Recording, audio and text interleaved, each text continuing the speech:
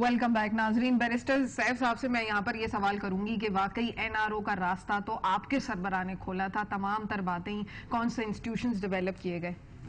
دیکھیں, میں آپ کے سوال کا جواب جو ہے وہ آغاز میں کروں گا شیخ صاحب کے کمنٹ سے, جو بالکل آخر میں انہوں نے بات کی کہ یقیناً تمام سیاستدان خراب نہیں ہوتے, تمام سیاستدان اچھے نہیں ہوتے, اچھے اور برے لوگ ہر طبقے میں اور ہر شعبے میں ہوتے ہیں. یقیناً اسی طرح حکومتوں کے فیصلے, ہر فیصلہ غلط نہیں ہوتا, ہر فیصلہ بدنیتی پہ مبنی نہیں ہوتا.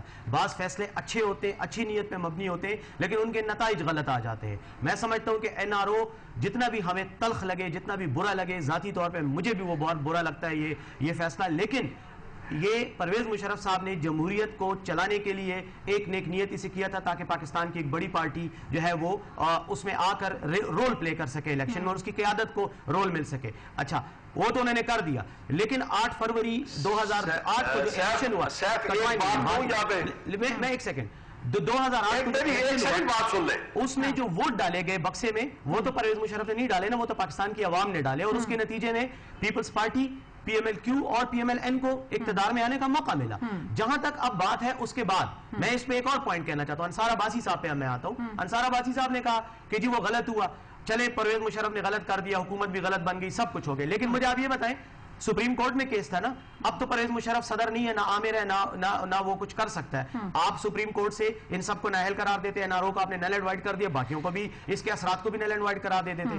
دوسرا آپ نے کہا الیکشن کمیشن میں جب پرویز مشرف نے کوشش کی کہ وہ جو ان رجسٹرڈ ووٹر ہیں, جو بغیر شناختی کارڈ کے رجسٹر ہوئے, ان کو ختم کیا جائے اور نہ ڈالنے دیا جائے, تو افتخار چودھری صاحب نے اس پہ نوٹس لے کے جو ہے آرڈر دے دیا, 3.5 کروڑ جیلی ووٹوں پہ الیکشن ہوا.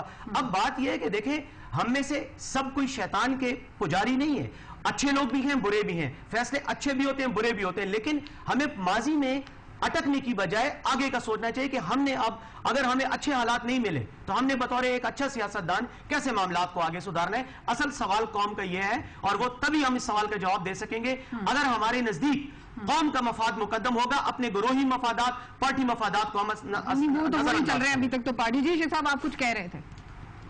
میں یہ کہہ رہا تھا کہ جیسے سیف این آر او کی بات کر رہا تھا نا, میں اس کو کہنا یہ کہہ رہا تھا کہ انہوں نے این آر او کا فیصلہ تو بالکل درست کیا تھا, لیکن جو ان کو نتائج وہاں سے ملنے تھے این آر او کے, وہ نہیں ہوا. اصل بے وفائی وہاں پہ ہوئی.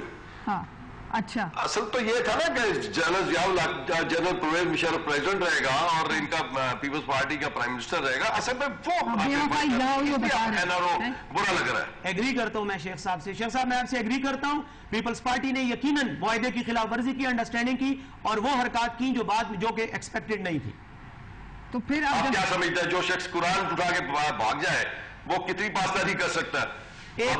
ایک پوائنٹ نہیں تو پھر نہیں, میاں صاحب نے کیوں معاہدے کیے تھے شیخ صاحب؟ پھر جا کے میاں صاحب نے مری کی وادیوں میں معاہدے کیے تھے, وہ کیوں کیے تھے؟ میں آپ کو ایک بات بتاؤں, صوفیہ میاں صاحب نے جو معاہدہ کیا تھا وہ این آر او سے پہلے کیا تھا, اور وسیع تر مفاد کے لیے, جمہوریت کے لیے کیا تھا.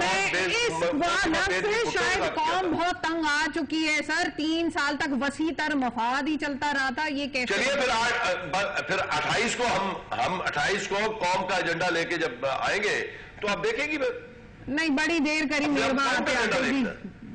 جی, میں یہی کہوں گا کہ یقیناً جو کچھ اس وقت این آر او کے حوالے سے شیخ صاحب نے بات کی, میں ان کی بات سے اتفاق کرتا ہوں. اس وقت ایک اچھی نیت سے تھا کہ دونوں پارٹیوں کو, بلکہ جتنے لوگ بھی باہر ہیں, ایون ایم کیو ایم کے وہ لوگ جن کے خلاف کیسز تھے, ان کو موقع ملے کہ وہ جمہوری پروسیس کا حصہ بن سکیں. لیکن پہلی بات تو یہ تھی کہ یہ معاہدہ یا یہ انڈرسٹینڈنگ اگر کوئی ہوئی بھی تھی تو وہ محترمہ بے نظیر بھٹو صاحبہ کے ساتھ ہوئی تھی.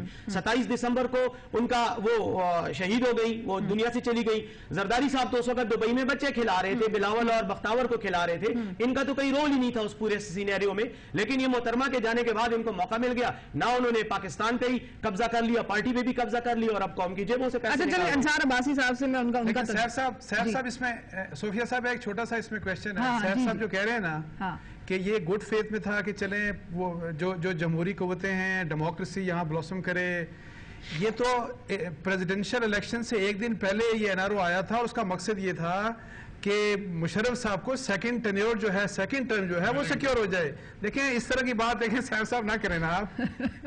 نہیں میں نے کہا کہ گڈ فیتھ میں اگر مشرف صاحب دوبارہ سیکنڈ ٹینور اپنا انشور کرتے ہیں انصار صاحب تو وہ بھی ایک جمہوری ڈیموکریٹک پروسیس کی کنٹینیو. یہ گڈ فیتھ نہیں تھی نا, گڈ فیتھ نہیں تھی نا, یہ والا پوائنٹ میں یہ اپنے ویسٹڈ انٹرسٹ کے لیے انہوں نے اس قوم کے اوپر کرپٹ لوگوں کو لا کر مسلط کیا. لیکن این آر او میں ایسی کوئی کنڈیشن نہیں تھی کہ مشرف صاحب دوبارہ آئیں گے, اگر پارٹی پارلیمنٹ ان کو ووٹ دیتی تو وہ آتے, نہ دیتی تو نہ آتے, اور اسی وجہ سے انہوں نے بعد میں ریزائن بھی کر دیا ان حالات کے نتیجے میں.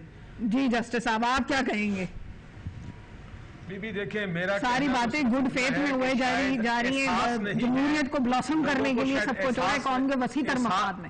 احساس نہیں ہے کہ لوگ کتنی تکلیف میں ہیں, لوگ کس عذاب میں پھنسے ہوئے ہیں, کس مصیبت میں ہیں. مثال کے طور آج کی بات لے لیں, آج دیکھیں پارلیمنٹ کے سامنے ایک شخص نے اپنے آپ کو جو آگ لگائی ہے. یہ پارلیمنٹ وہ ریڈ لائن زون ہے, وہاں کوئی جا نہیں سکتا. دیکھیں یہ لوگ کیوں کر رہے ہیں.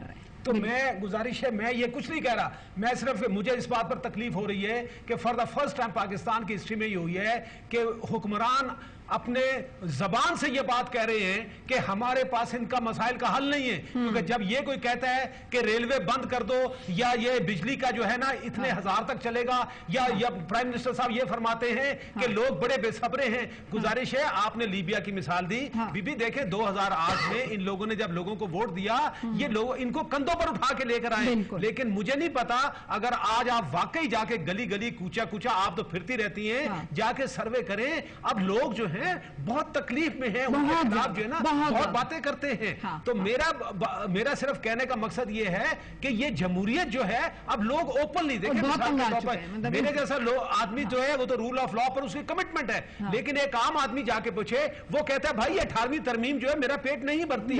یہ ان کو بات سمجھ لینی چاہیے. اور سب سے اہم بات یہ ہے کہ جتنے بھی ہلاک ہوتا ہے, ہمیں تو پتہ نہیں ہوتا ہے کہ پارٹی ایک دوسرے کی دشمن بنی ہوتی ہے, رات کو اچانک یہ خبر آ جاتی ہے کہ جناب یہ پھر ان کا کمپرومائز ہو گیا. لیکن اصل بات جس کا ہمیں پتہ نہیں چلتا کہ بھائی تمہارے تو اتنے شدید اختلاف تھے, یہ ایک دم سے کیسے ختم ہو گئے قوم کے وسیع تر مفاد میں. وہ شیخ صاحب نے کہا نا قوم کے وسیع تر مفاد میں ہوتے ہیں سر, ہمیں وہ مفاد نہیں سمجھ آتا. جو ایگریمنٹ ہوا ہے وہ کس بنیاد پر ہوا ہے, کون پیچھے ہٹا ہے, کس نے اصول کی بات کی ہے, یا کس نے دوسرے کی بات پانی. میرا صرف یہ پوائنٹ ہے کہ اس وقت اتنے لوگ تکلیف میں, میں سیاستدانوں کو برا نہیں کر رہا, اس لیے انہی لوگوں نے چلانا ہے. لیکن جو بات ان کو سمجھنی ہے وہ یہ ہے کہ شاید ابھی تک ان کو احساس نہیں ہوا کہ لوگ کتنی تکلیف میں ہیں, کتنے عذاب میں مبتلا ہیں. نہیں احساس نہیں. اچھا چلیں ناظرین, شیخ صاحب اس ڈسکشن کو آگے بڑھائیں گے, واپس آ کر آپ کا پوائنٹ آف ویو لیں گے. ناظرین میرے ساتھ رہیے.